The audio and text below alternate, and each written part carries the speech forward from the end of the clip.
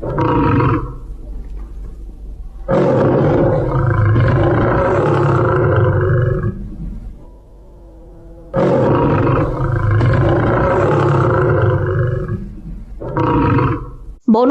আধিকারিকদের চেষ্টা ব্যর্থ করে ঝাড়গ্রাম পুরুলিয়া ঘুরে এবার বাঘিনী জিনাত বাঁকুড়ার জঙ্গলমহলে।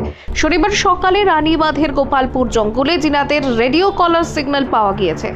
শুক্রবার রাতে পুরুলিয়ার ডাংরডির জঙ্গল থেকে এসে বাঁকুড়ার রানীবাঁধের গোসাইডিহি গ্রাম থেকে ঢিল ছোড়া দূরত্বে এক জঙ্গলে ওই বাঘিনী আত্মগোপন করেছে বলেই বন দপ্তর সূত্রে জানানো হয়েছে। স্থানীয় সূত্রের খবর, এদিন ভোরে গোসাইডিহি গ্রামের মূল রাস্তা ধরে জঙ্গলে ঢুকে পড়ে। গ্রামের রাস্তায় বাঘিনীর পায়ের ছাপের সন্ধানও মিলেছে বলেও অনেকেই দাবি করছেন।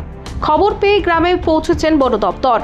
বন দপ্তরের তরফে গ্রামের অদূরেই খাঁচা পাতা হচ্ছে, তেমনি গ্রামের সীমানা বরাবর নাইলনের জালেও মুড়ে ফেলার কাজ শুরু হয়েছে।